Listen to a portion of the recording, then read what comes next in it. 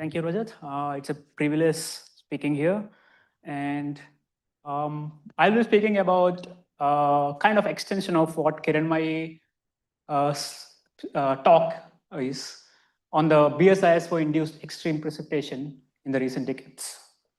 And this was a part of work I have done in IISc itself. So as a postdoctoral in IISc.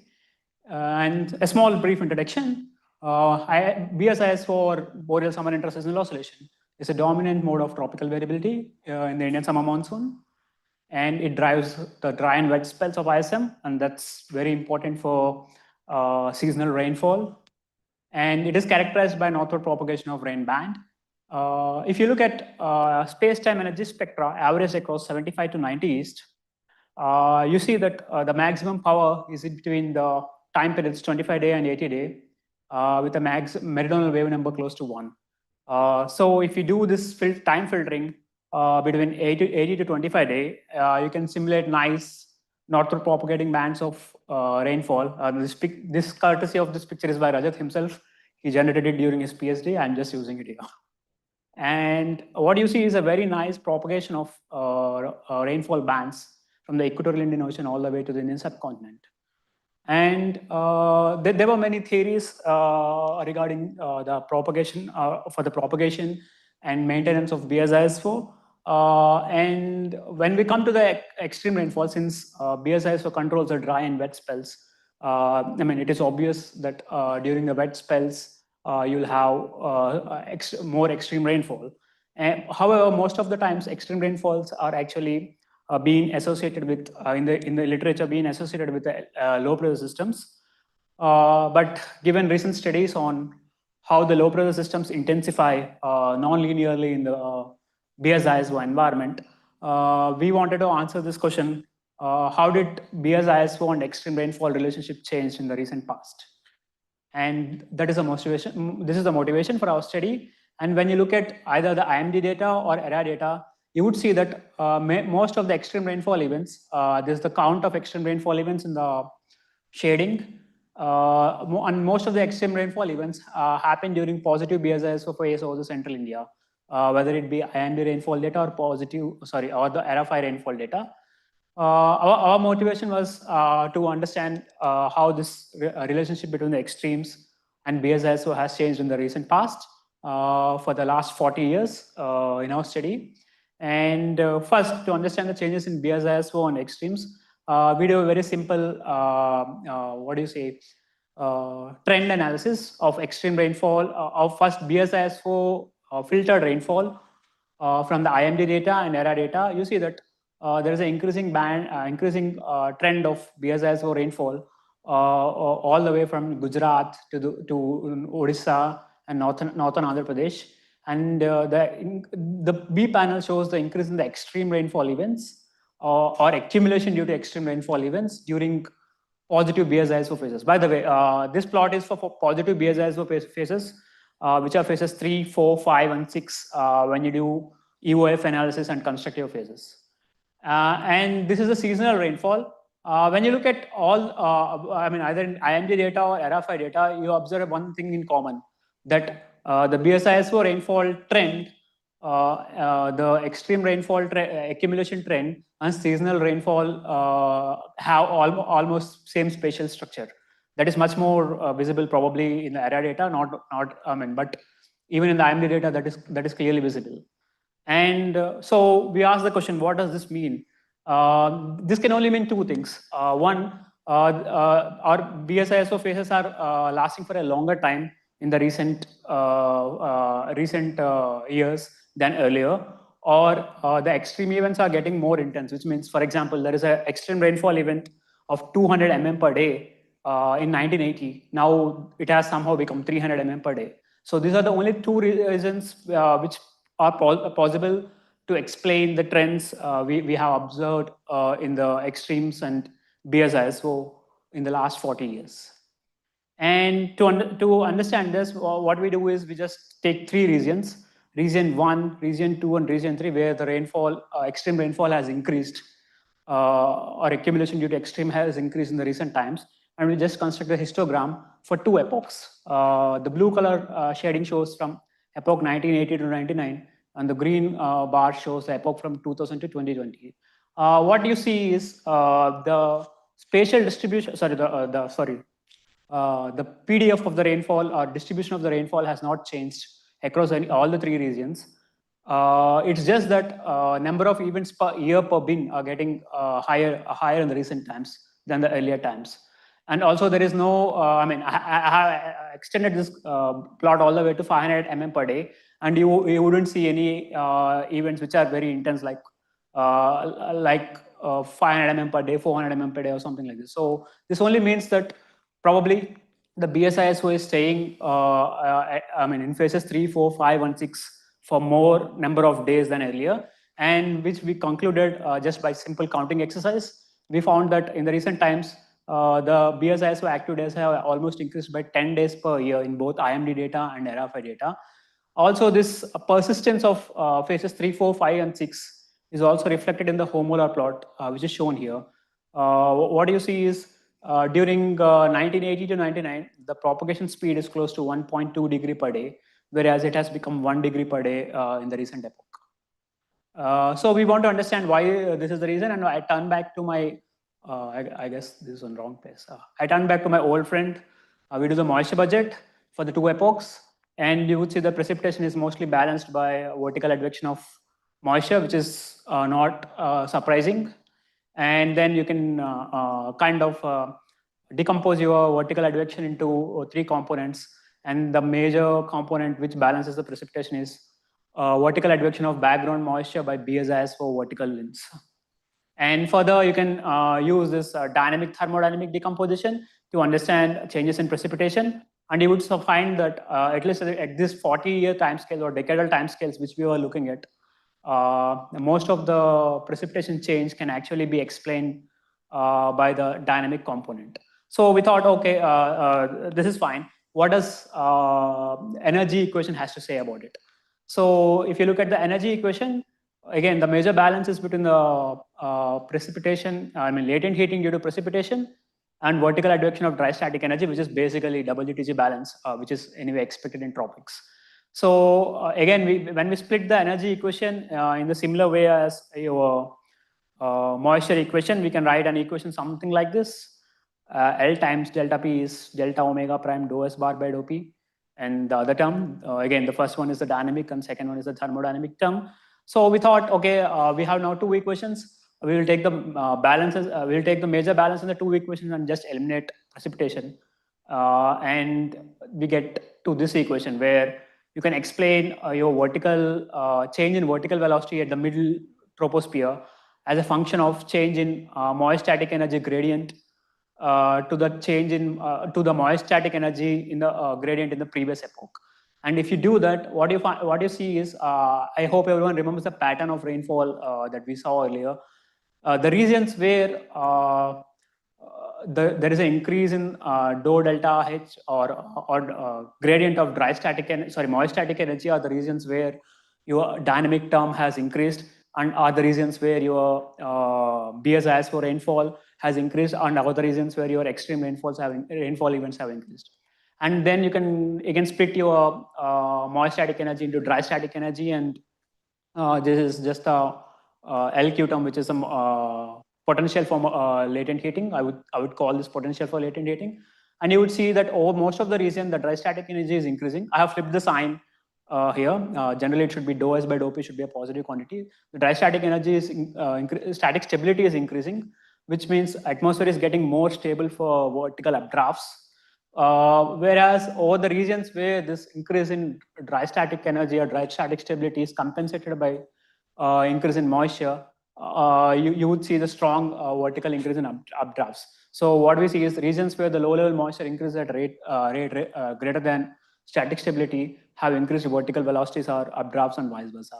And why is this? Because you have more moisture, which is kind of causing stronger latent heating in the recent times, and this latent heating is greater than the requirement of energy for increased static stability, with increased static stability as well. That's the reason why you see a stronger vertical motions where the static stability doesn't increase enough. And these are the conclusions. The extreme rainfall even strengthened in the last 40 years. Use of moisture budget and then thermodynamics first law or the energy budget shows that just use of moisture budget shows that the dynamic term is dominating. However, the change in vertical velocities doesn't come from the constraint to satisfy thermodynamics. And regions where the vertical velocity increases experience a higher increase. Vertical velocity increases are the regions where moisture increases at a greater rate than static stability. And this is a short kind of schematic to represent the same. Yeah, that's it. Questions? Can you just clarify the point you were making with your histograms? Yeah, histograms. I'm just saying that the shape of the distribution doesn't change between the two epochs. It's just that the number of events per bin are increasing in the recent epoch compared to the earlier epoch, which means a number of days of extreme in a given bin. For example, you take 50 mm per day. The number of days are close to 23 here, but they have increased to 35 in the recent epoch. In the earlier epoch, they were say 23 or 24, which is somewhere here, and they have increased to 35 in the recent epoch. I mean, there are 35 days of 50 mm per day rainfall over that box at any given grid. It could be any grid point over the box, by the way. Thanks for the nice talk. So you were telling that this persistence of the BSISO over the active monsoon zone is increasing. Is that, can I say that, the speed is decreasing of the propagation of the yeah, that's what I show here, right? Yeah, okay. So can you then say that like the advection of the, because studies such as that the advection of the, so you show the difference that you see is mainly vertical, right? The advection. Yeah. But can we say that like, because studies suggest that the horizontal advection is important for the northward propagation, yeah, the background moisture? Yeah. So, do you see a slowing of that in the? Horizontal advection is important for northward propagation, but persistence need vertical advection. For example, if you look at this figure, what you see is the precipitation increase is not as much as the increase in vertical advection. So what does this mean to the moisture budget is, generally precipitation should be drying your environment. But since precipitation is increasing at a rate lesser than your vertical advection, in this case, actually, we cannot directly comment, but in this case, precipitation is not drying as much as it was doing in the earlier epoch. So basically, this comes to the fact that probably GMS is reducing. That's why the BSISO is persisting for the more time over the central India.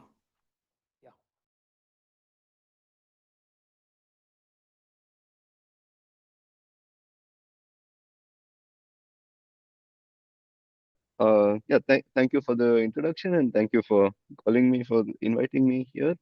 I'm Lokahith Agasthya. I'm right now at University of Vienna, and I will be presenting some work that I did together with co-authors at Institute of Science and Technology Austria, or ISTA. And it will be a bit of a change of gears from the previous talk, because it will be quite kind of theoretical and more abstract and idealized simulations. But yeah, I will just go ahead then. So the main outline of my talk is I'll give a quick introduction to moist convection and just basically the kind of things we are interested in and the scientific questions. A few quick outline of the results and a quick look at the future work that we can do. So moist convection, I think, I guess everyone in the room is an expert, but it doesn't hurt to just revise that. When the atmosphere is heated from below, you have a destabilization, and this leads to convection, and you also have a balance by the heat loss due to radiation. But one key point here I want to make is that this leads to two sources of destabilization, because theoretically, even just simply if you have a column of fluid and you simply cool it, then already you trigger convection. So this is basically dry convection. And then if you have a column with no cooling and just moisture, this could also trigger convection due to this classic moist convective instability. And we want to look at the interplay between these two sources of destabilization. And so we go to what are known as radiative convective equilibrium experiments. And basically, the regime of radiative convective equilibrium is where we assume that there is perfect equilibrium between the net radiative cooling in some domain with the fluxes, with the surface fluxes which are heating the domain from below. And this generally is a good first order approximation for the energy balance of the atmosphere in the tropics. Though of course there is always some heat exported away from the tropics. And an important point to make here is that the clouds which are the result of this convection actually end up mediating radiation. So it's quite a complicated nonlinear process. But in the simulations and the results that I will discuss, we completely simplify this and we assume that clouds don't play any part in mediating radiation. My title said moist convective scaling, so I'll just give a brief overview of what exactly we mean. So basically, it's the response of moist convection to the forcing, which are the surface fluxes. And under radiative convective equilibrium, as I said, the greater the fluxes, the greater the radiative cooling. And so we expect that when you increase radiative cooling, you need to get more moist convection. But it's not very clear what exactly we mean by saying more moist convection. And so the picture we would have is something like this, where I just show a snapshot of some some of these are iso contours of cloud water. And you can see that when we have this radiative cooling of 2 Kelvin per day, then you have a few clouds, and you ramp this up to 4 Kelvin per day, you have a few more clouds. But we want to be a bit more quantitative about this. So the classic quantity that we would look at is the cloud mass flux, or the cumulus mass flux, or simply the mass flux, which is the product of the density of the air, the vertical velocity inside clouds, and the area fraction of the domain which is occupied by clouds. And the mass flux is very important in devising various parameterizations for convection and cumulus clouds. Now, if we have a domain where, just to introduce the notation and the terminology, we have a cloudy region where there are updrafts with some typical upward vertical velocity, and this occupies a fraction sigma of the domain, and the rest of the domain is where you have this slow subsidence of air, and this is just a consequence of mass conservation, which basically says that whatever air goes up should also come down. And this subsidence, which is our region here, away from the clouds, here this is simply a direct balance between the warming due to subsidence, the adiabatic warming due to subsidence, and the radiative cooling to space at a net level. And this can simply be written as, so if you just write down the heat equation and a simple radiative only balance, what you would get is that the subsidence velocity is proportional to the radiative cooling and modulated by basically the stability of the atmospheric column. And this is something that should hold at every single height of the atmosphere. Now, so the question is, what happens when you increase radiative cooling? And with increasing cooling, you get increasing mass flux. But the question is, does this increase in the mass flux come from a large increase in the area of convection, or a large increase in the updraft velocity? Which means, do you get more clouds, or do you get more intense clouds, or or more intense convection, or is it some mixture of both? And actually, this was studied back in the 90s by Robbie and Emmanuel. So Emmanuel here is Kerry Emmanuel.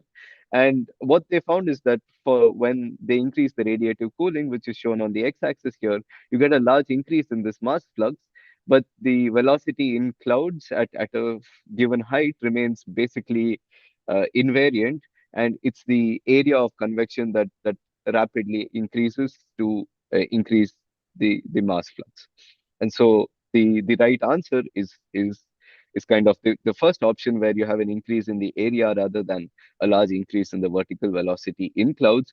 And this is some scale. This is a scaling which has been seen in other simulations, and there are some, and also it's suggested by observations as well, in terms of your total precipitation is more linked to the cloudy area rather than some kind of dynamics, and it's the dynamics that sets the mostly the extremes. So, when we look at this, we come up with a few scientific questions. And the first one is, why doesn't the vertical velocity in clouds just increase rapidly? Because when we increase the radiative cooling, we are also increasing the fluxes from the surface. So you're having so much more heat and destabilization at the surface, you would imagine that there should be some increase in the vertical velocity as well. The second question is this a thermodynamic effect? Because when you increase cooling and you have this RCE setup, you change the temperature of the domain. So is this just a consequence of that? One question is, how do the extreme vertical velocity scale? Because we've only looked at the cloud mean values. And finally, one important question to ask is this just something parameterized and you tweak some diffusion or something in these simulations, and would everything change? So to answer these questions, we perform our own idealized simulations, which are quite similar to the work from the 90s, but I think we just maybe added a bit of our own interpretation to this. So we have our cloud resolving model simulations, which are doubly periodic with a grid spacing of 1 kilometer and a 128 kilometer box. Here we have a constant sea surface temperature, so the surface is held at absolutely constant temperature, and we impose a constant rate of bulk radiative cooling, which means that a, as an idealization of radiative cooling, we assume that every single point in the domain is simply continuously losing heat to outer space at a fixed rate. And then, just to understand the response of moist convection, we vary this radiative cooling by one order of magnitude. So first we have what we call fixed SST simulations with different values of radiative cooling. So, when the sea surface temperature is just held to 300 Kelvin, we can see that for increasing radiative cooling, which means as these lines get darker, the domain gets colder, drier, and there are large changes in the relative humidity as well. And this can confound the effects of what we want to study, which is we want to isolate what radiative cooling does.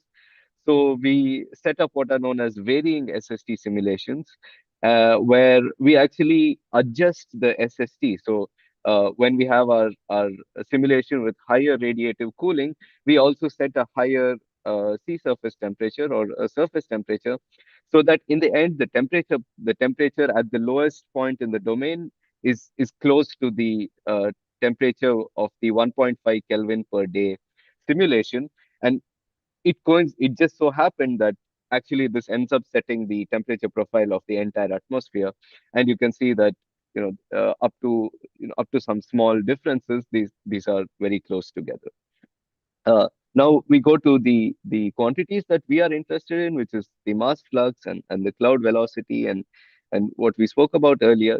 And we see that for the fixed SST simulation, so where the surface is always at 300 Kelvin, we recover what we saw before, which is that your sigma, which is the area of convection, really increases rapidly with increasing radiative cooling. So as these lines get darker, they also move out to the right, and you have the vertical velocity, which basically it seems to change in its vertical profile and the height at which this kind of maximum value is attained, but this peak really does not change very much. And the change in the mass flux mostly comes from the change in the area. And finally, we also look at the subsidence velocity, which is the average vertical velocity outside this, away from clouds, and we see that this too increases very rapidly with radiative cooling. With the varying sea surface temperatures, where the temperature profile of the domain is always the same, we see kind of the a similar story, except that maybe this area does not increase as much, and so the increase in the mass flux is also more muted. But we still see the strong response of the subsidence to radiative cooling. So if we look at the scaling, where I've plotted the relative change in the radiative cooling to the relative change in various quantities. So in red are the three cloud quantities. We see that at a given temperature level rather than at a given height, because we want to capture the same physics, which is usually fixed along isotherms, we see that there is an almost basically a linear increase in the in in the in the area of convection. So this dotted line is basically the y is equal to x line. So if something lies along this, it indicates that the x and y axis are related linearly, and we see a superlinear increase in the mass flux. And again, the vertical velocity is basically remains fixed. But one thing we notice is that these blue quantities, which are in the subsidence, they agree quite well with each other. So what we know is that we have a good handle on what's happening in the subsidence region, which is just a perfect radiative equilibrium, or simply a radiative balance. But we don't know so well what's happening in the radiative convective regime, which are inside these clouds. And we see that the scaling remains consistent whether we have the fixed SST or the varying SST. So just to speak about the importance of these isotherms, if you plot the vertical derivative of these quantities, and you normalize them. So these are the mass flux, the density, the area, and the vertical velocity. You see that you really, and you when you plot them on isotherms, which is on the y-axis, they really all collapse onto one curve, independent of the simulation. And we are varying radiative cooling by one order of magnitude. We are varying the sea surface temperature by maybe 15 Kelvin, and every time it just collapses onto one curve. So this suggests that there's some fundamental physics here going on in terms of the isotherms. But so maybe isotherm analysis is the way to go. And finally, we looked at the scaling of the vertical velocity. So of different types of vertical velocity. This has quite a few lines, so maybe I'll just walk through them. Again, we have the relative change of the radiative cooling and the relative change in these quantities. W cape here is what you would predict simply by assuming that the vertical velocity scales with cape, which is the convective available potential energy. WC is the actual realized value of the average vertical velocity in clouds. And here in red, we have this 99.99th percentile of vertical velocity, which gives which is representative of extreme values. And finally, we have what this vertical velocity in clouds, and to that we subtract what we call as this WC bracket B, which is the vertical velocity at the boundary layer height. So this is basically the vertical velocity just below the cloud, before the clouds are start filling the domain. And what we see is that if we try to compare with Cape, with the scaling of Cape with just this vertical velocity, so ideally we want the blue and the orange to match, but we see that they don't really match. But when we compensate it by the vertical velocity already attained at the boundary, then we see that we get something closer to what Cape would predict. And so our idea is that Cape estimates how much buoyancy can be drawn from condensation, but it's also very important what kind of initial trigger or an initial kick the boundary layer adds. And as we increase the radiative cooling and there are more clouds, perhaps there are more cold pools, and in general the boundary layer is more active and it has a larger kinetic energy, and that leads to some kind of a compensation, even so that even when Cape decreases, the vertical velocity in clouds remains more or less the same. So we started with some scientific questions, and I'm not brave enough to say we have answers, but I think we have some insights into what's happening. And so, is this a thermodynamic effect? No, we saw that it holds even when the domains have the same temperature, and we saw that the extreme vertical velocities don't scale particularly differently. And finally, we wonder if this is because of some kind of parametrization or some lack of representation. But we ran simulations also for direct numerical simulations for some moist convective idealized models, and this scaling held in that setting as well. And so I will end on this note. Hope I didn't go too far over time, and I'm happy to take questions. Thank you.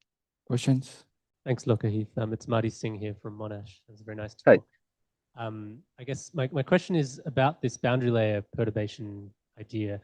Do you see a big change in the depth of the boundary layer? I guess as you change the SST, that you might deepen the boundary layer. Is that one possible reason that you get bigger eddies or something? No, actually the boundary layer does not change very much, even with changing these with changing the radiative cooling or the SST. Maybe that's related to the fact that in our simulation with very large SST, we also have a very large cooling, so you never actually attain very high temperatures from starting from the first atmospheric grid point or the first atmospheric level. So I think it's related more to cold pools and just the fact that uh, the radiative cooling itself maybe uh, has some role in driving some small circulations within the boundary layer, or just some random fluctuations of velocity. I hope that answered the question. Hi. Hi.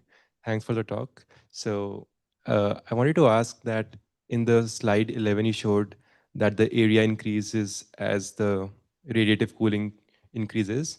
Yeah. So of area increase was above 10 kilometers of height. And I was wondering that why that is the case. And is it because the tropopause height increases with radiative cooling or something else? Oh, yeah, it's a So lot of over here, you mean? yeah. In both the uh, panels, you see that the increase is above 10 kilometers, and why that is the case? Okay, I mean, I think this just corresponds to the cloud anvil. So this is a very typical mass flux, an area or a mass flux profile, where at the lower level you get this cloud base at the first condensation, and then as the cloud rises, it mixes with the environmental air and it grows larger and larger. And so until the tropopause is basically at about 15 to 16 kilometers. And so that's where it cannot rise any further. So whatever water vapor is in the cloud has to condense before this, and that's why you get this large this large area at the top. Okay, thank you. Thank you.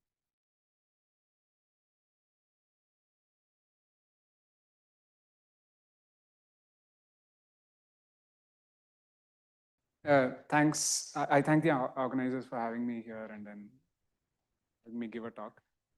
This is the work of my uncharacteristically morose-looking PhD student, Atif.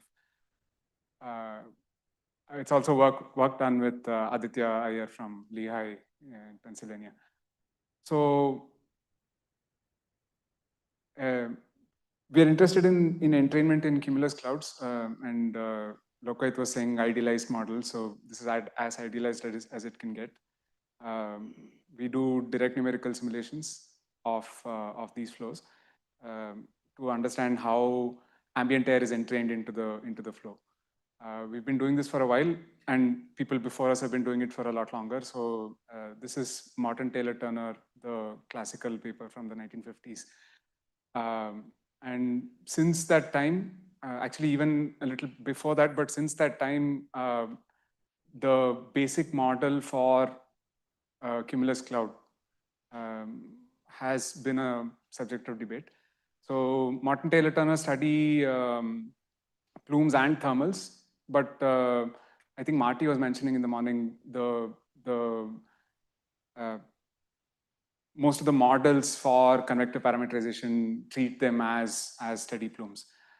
So this is all I've taken this figure from Junichi Yano's review paper. There's also other papers reviewing studies of plumes and thermals and how they can be used, how understanding them can be the simplest convective element can be used to improve convective parameterizations, and that's kind of our goal as well. So in the last few years, people have resorted to studying thermals again as the basic convective element, and this is from Leconte and Givenchy almost a decade ago now. they did direct numerical simulations of, so speaking of idealized models, we idealized so much that we've even thrown away the moisture. So this is dry, completely resolved, but dry thermals. And what they find is that, what they find is that regardless of turbulence, whether the Reynolds number is a measure of turbulence. So whether the Reynolds number is small or a factor of 10 higher, the entrainment doesn't change that much. So turbulence has a relatively minor role to play in the entrainment. That's the message. We extended their work to moist thermals. This is from Weber, who was supposed to be here later this week, but I've heard he's not going to be here. But we extended their work to moist thermals, and we find similar results. So today I'll talk about this Atif's work on what happens when thermals impinge on some kind of stratification. This is important. I mean, we think of this as a model for what happens when cumulus clouds impinge on some kind on the tropopause, or even any other stratification in the fleet troposphere. We're interested in this because we're interested in vertical transport of water vapor and also aerosol. The first paper there is a study on, in 2022 January, this enormous volcanic eruption in the South Pacific, the Hunga Tonga eruption. The first paper there is a study of how much sea salt, because it was a submarine eruption. It's a paper from collaborators of mine, volcanologists, on how much salt was transported into the stratosphere.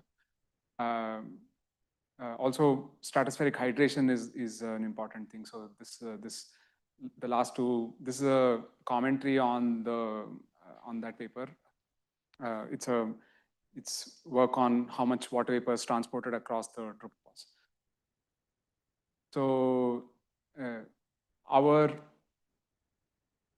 the idealized model of interest to us is whether the flow impinging on the stratification is a vortex ring of some sort, or is it more than a vortex ring? And by the end of this talk, I hope to convince you that it's more than it's a buoyant vortex ring. It's a thermal. The buoyancy matters. The buoyancy of the vortex ring also matters. So and of course, people, as with everything, people have studied both these kinds of flows in the past. Vortex rings impinging on stratification, people have studied for a long time. This is not an exhaustive list of papers. This is the most relevant to us. Also, people have studied thermals specifically impinging on stratification. The Zhang and Kotel is actually a paper including some kind of evaporative cooling, which I'll mention where that will come in a minute, but we're going to do that, not in this, what I'm going to say today, but we're going to do that next. Okay, so for those interested, we're doing DNS, we're doing direct numerical simulations. I can tell you more about the numerical details if you like. So the basic setup is the following. There's a thermal there in the bottom half of the domain. There's a stratification there. The upper half, well, not upper 2/3 is lighter than the lower 1/3. So the thermal will rise in the lower half. The thermal is lighter than both the upper half and the upper part and the lower part. So the thermal is going to spin up. It's going to spin up into a vortex ring, buoyant vortex ring. And by the time it gets to the stratification, it's going to have fully spun up. And then we want to see what happens to the flow after during and after the impingement. Okay, so it's more of the, and in particular, we want to see what are the effects of turbulence. That's one. So whether the Reynolds number is small enough that the flow remains more or less laminar, and whether when the Reynolds number is large enough that you'll get turbulent flow. You'll see movies of all of these in a minute, so it will become clearer. And we want to see what happens when the stratification is varied. So we studied strong stratification so that the upper part is 1/4 the density. The difference between the upper and the lower parts is 1/4, 1/8, or 1/16. So it's strong stratification, sort of intermediate stratification, and weak stratification. Okay, so because this is numerical work, we can create, we can play around with it. We can add stuff to the numerical simulations. So we've studied. Aditya has put in sort of tracers, a tracer going along with the thermal, and a tracer which is initialized everywhere but the thermal, in the lower boundary, but everywhere but the thermal. So you can study how much of this flow, this scalar gets past the interface, how much of the rest of the lower boundary gets past the interface. So both of those are of interest to us. And lastly, as sort of prelude to what I'm going to show you, the results I'm going to show you, we want to see whether it's just a vortex ring or whether the buoyancy matters. So this is the thermal that's just about to impinge on the stratification. The way we study what a vortex ring would do is you take that flow, you remove all the buoyancy from the vortex ring, and then you let it go again. The ambient is untouched, but the vortex ring's buoyancy is removed. So now the rest of the scalars are there. Just the buoyancy is gone, the velocity is untouched. So it's now a vortex ring impinging on the stratification, and we see how much of the scalar is transported across the interface. That's a vortex ring. You can't see, I mean, because he's plotted buoyancy, you can't see the vortex ring, but you'll see it in the velocity.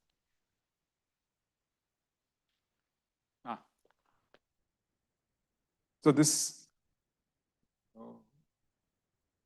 if I click, will it play? No.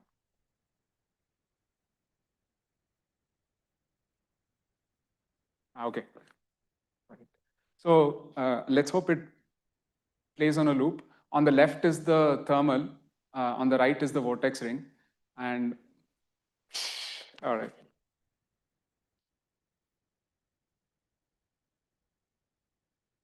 No. All right. Sorry, so the vortex ring without buoyancy. The thermal with buoyancy does what you would expect it to, because this is fairly weak stratification. On the right was the thermal in unstratified ambient. So the thermal expands as it spins up, as it goes up, it expands.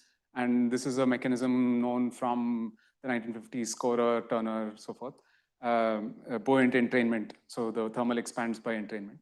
The vortex ring, on the other hand, you would have seen sort of shrinks to a point.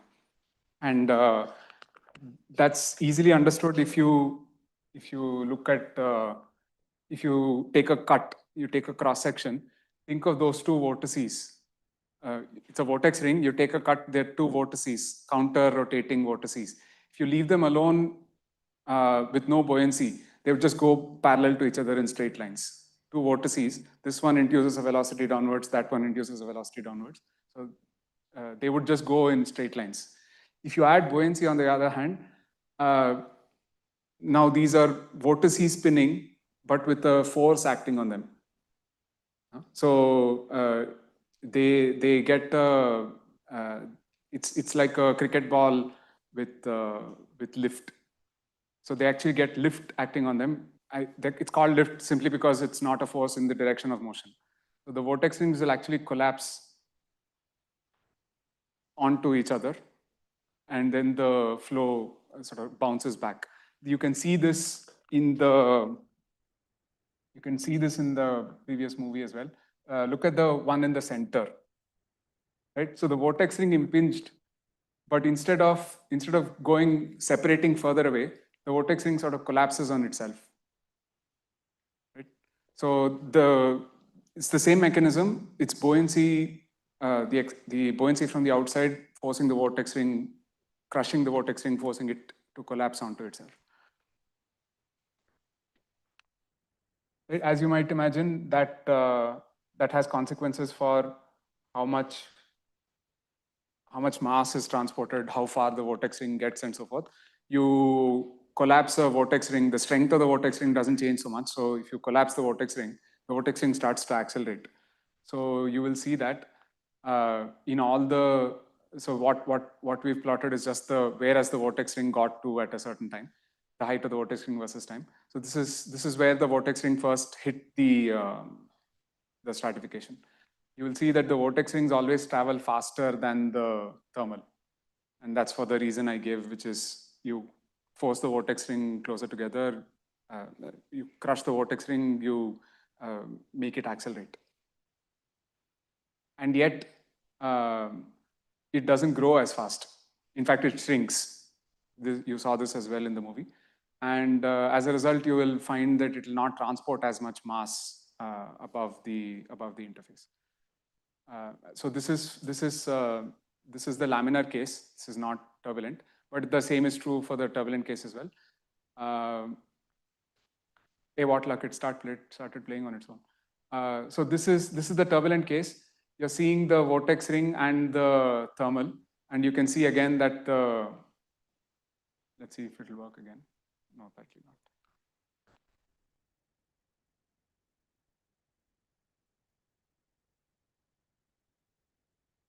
So it's the turbulent case, but you'll see you're seeing the same thing again. The vortex ring will collapse onto itself. The thermal will keep expanding. This is again the fairly weak stratification case.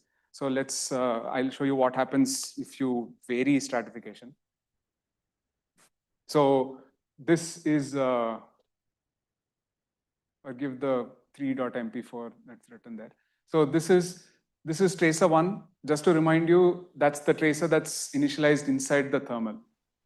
Right? This is the, it's not the temperature, because we want to play around with the temperature, remove the buoyancy and so forth, but this is the scalar initialized at the same location as the temperature initially. And what you're seeing is the darker lines, the thicker lines are for the thermal.